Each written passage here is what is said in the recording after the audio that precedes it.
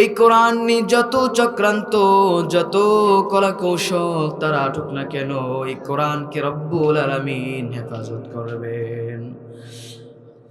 এক শ্রেণীর মানুষ কোরআনের আওয়াজকে নিভিয়ে দিতে চায়।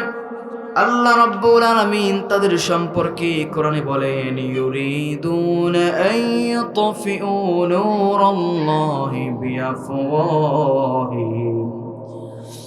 এক শ্রেণীর মানুষ কোরআনের আওয়াজকে নিভিয়ে দিতে চায় তাদের মুখের ফুৎকারের মাধ্যমে, কিন্তু রব্বুল আলামিন বললেন, আমি আল্লাহ কোরআন নাজিল করলাম, আবার আমি আল্লাহ এই কোরআনের দেখভাল করব।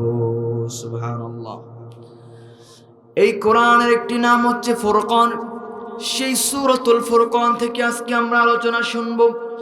এই সূরাতুল ফুরকানে রব্বুল আলামিন তার প্রিয় বান্দা কারা, খাঁটি গোলাম কারা, এই বিষয়ে গুরুত্বপূর্ণ একটি মেসেজ দিয়ে দিয়েছেন।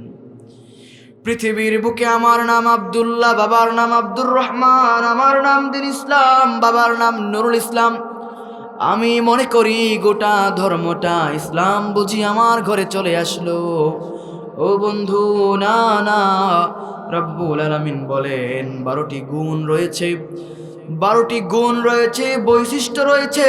যে বান্দার মধ্যে আমার গুণগুলো থাকবে ওই ব্যক্তি আমার খাঁটি গোলাম হয়ে যাবে। আল্লাহু আকবার।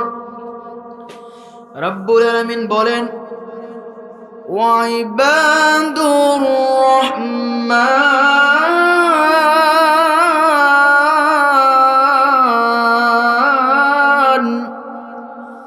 আল্লাহর খাঁটি গোলাম তারা। রব্বুল আলামিন বান্দাদেরকে গোলাম বললেন, আব্দুন বললেন। আমরা একজনের গোলাম, আওয়াজ করে বলেন তিনি কে? আমরা আল্লাহর গোলাম। আমি শুধু নয়, আমার বাবা, আমার 14 গোষ্ঠী সহকারে, আমার পিতামাতা, আমাদের বাপ দাদা, ছেলে সন্তান, মেয়ে সন্তান, সবাই একজনের গোলাম। তিনি কি?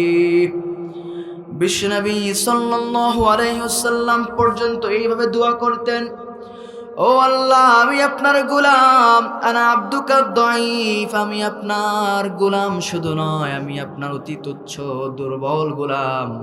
আমার চুলের অগ্রভাগ আপনার হাতে, আমাকে যেই দিকে ঘোরান আমি সেই দিকে ঘুরতে বাধ্য। বলেন সুবহানাল্লাহ।